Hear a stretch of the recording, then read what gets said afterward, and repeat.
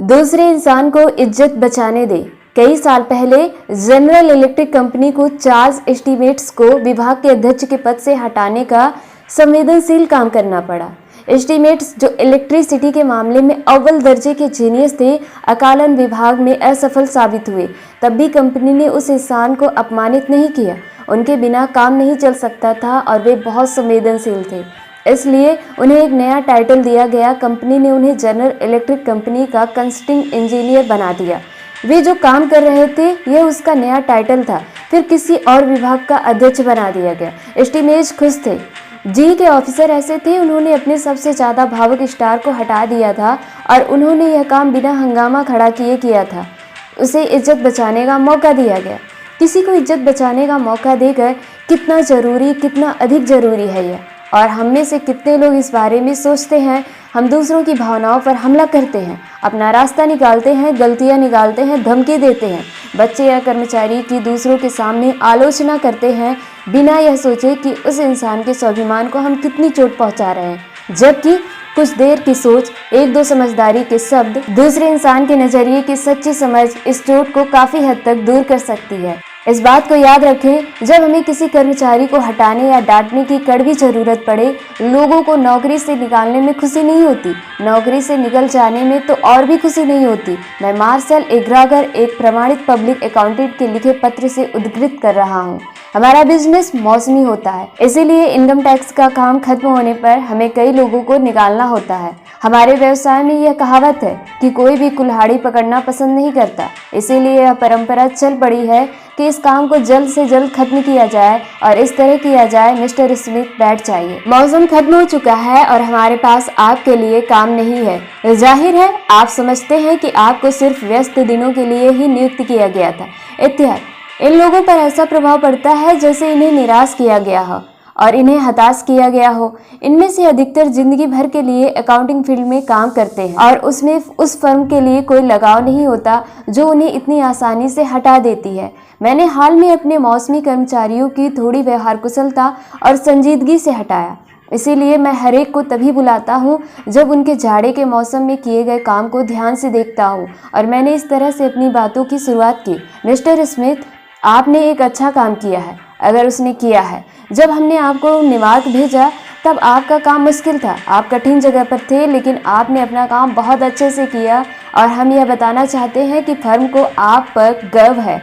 आप में काबिलियत है, आप काफ़ी आगे जाएंगे। जहां भी आप काम कर रहे हैं, यह फर्म आप में विश्वास करती है और आपको पसंद करती है और हम चाहते हैं कि आप यह बातें ना भूलें। प्रभाव: लोग नौकरी से निकाले जाने के बाद काफ़ी अच्छा महसूस करते हुए जाते हैं। उन्हें नहीं लगता कि उन्हें हताश किया गया है, उन्हें लगता है कि हमारे पास उनके लिए काम है, हम उन्हें आगे रखेंगे और अगर हमें उनकी दोबारा ज़रूरत महसूस होती है तो वे दिल से काम करने आते हैं। हमारे कोर्स के एक सेशन में हमारे 2 सदस्यों ने गलती निकालने के गलत प्रभाव और दूसरे इंसान को इज्जत बचाने के मौका देने के अच्छे प्रभाव के बीच बहस की। पेंसिल्वेनिया हारिसबर्ग के फ्रंट क्लार्क ने हमें कंपनी में होने वाली एक घटना के बारे में बताया। हमारी एक प्रोडक्शन मीटिंग में इस वाइस प्रेसिडेंट प्रोडक्शन की प्रक्रिया के बारे में हमारे प्रोडक्शन सुपरवाइजर से काफ़ी तीखे सवाल पूछ रहा था। उसके बात करने का ढंग आक्रामक था और उसका लक्ष्य सुपरवाइजर के काम में गलतियां दिखाना था। अपने सहकर्मियों के बीच अपमानित होने से बचने के लिए सुपरवाइजर अपना बचाव कर रहा था। इस कारण से वाइस प्रेसिडेंट ने अपना आपा खो दिया। उसने सुपरवाइजर को डांटा और उस पर झूठ बोलने का दोष लगाया। इस घटना के पहले जो भी आपसी रिश्ते थे वे कुछ पलों में खत्म हो गए। यह सुपरवाइजर जो अच्छा काम करता था उस समय से हमारी कंपनी के लिए नकारा हो गया। कुछ महीने बाद उसने हमारी फर्म छोड़ दी, हमारे प्रतियोगी के लिए काम करने लगा और वह वहाँ अच्छा काम कर रहा है। क्लास की दूसरी सदस्य अन्ना मजून ने बताया कि वैसी ही एक घटना उनके काम में हुई थी, लेकिन परिणाम कितने अलग थे। मिस मजून फूड पैकर के लिए मार्केटिंग विशेषज्ञ को उनका पहला प्रोडक्ट टेस्ट मार्केट करना था। उन्होंने क्लास को बताया, जब टेस्ट के रिजल्ट आए मैं घबरा गई। मैंने प्लानिंग में एक बड़ी गलती कर दी थी और पूरे टेस्ट को दोबारा करना पड़ सकता था। स्थिति और भी खराब हो गई जब इस प्रोडक्ट की रिपोर्ट को जिस मीटिंग में पेश करना था उसके पहले मैं अपने बॉस को बता नहीं पाई। जब मुझे रिपोर्ट देने के लिए बुलाया गया, मैं डर से कांप रही थी। अपने आप को धराशायी होने से बचाने के लिए मैंने हर कोशिश कर रही थी और मैंने तय किया था कि मैं नहीं रोऊंगी और उन मर्दों को यह टिप्पणी नहीं करने दूंगी कि औरतें भावुक होने के कारण मैनेजमेंट का काम नहीं कर सकती। मैंने अपनी रिपोर्ट संक्षेप में दी और बताया कि एक गलती के कारण मैं दूसरी मीटिंग से पहले फिर से स्टडी करूंगी। मैं बैठ गई यह सोचकर कि अब बॉस का गुस्सा उबलेगा, लेकिन उन्होंने मुझे धन्यवाद दिया और कहा कि नए प्रोजेक्ट में अक्सर गलतियां हो जाती है और उनको विश्वास है कि सर्वे को फिर से करने पर वह सही होगी और कंपनी के लिए लाभकारी होगी। सारे लोगों के सामने उन्होंने मुझ में विश्वास दिलाया और वे मुझ पर विश्वास करते हैं और जानते हैं कि मैंने पूरी कोशिश की थी और मेरी असफलता की वजह मेरे अनुभव की कमी थी, न कि मेरी क्षमता की कमी। मैं मीटिंग से सर उठाकर निकली और यह निर्णय लिया कि अपने बॉस का सर कभी झुकने नहीं दूंगी।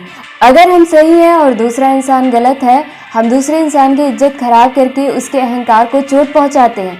फ्रांस के प्रसिद्ध उड़ान विशेषज्ञ और लेखक ओंटेइने दे सेंट-एक्सुपेरी ने लिखा है, मुझे ऐसा कुछ भी कहने को फर्क नहीं पड़ता कि मैं उसके बारे में क्या सोचता हूँ। और लेखक एंटोइने दे सेंट-एक्सुपेरी ने लिखा है, मुझे ऐसा कुछ कहने की या करने का हक नहीं है जिससे कोई इंसान अपनी नजरों में गिर जाए। इससे फर्क नहीं पड़ता कि मैं उसके बारे में क्या सोचता हूँ, फर्क इससे पड़ता है कि वह अपने बारे में क्या सोचता है। किसी इंसान की गरिमा की चोट पहुंचाना एक अपराध है। एक अच्छा लीडर हमेशा मानेगा दूसरे इंसान को इज्जत बचाने दें।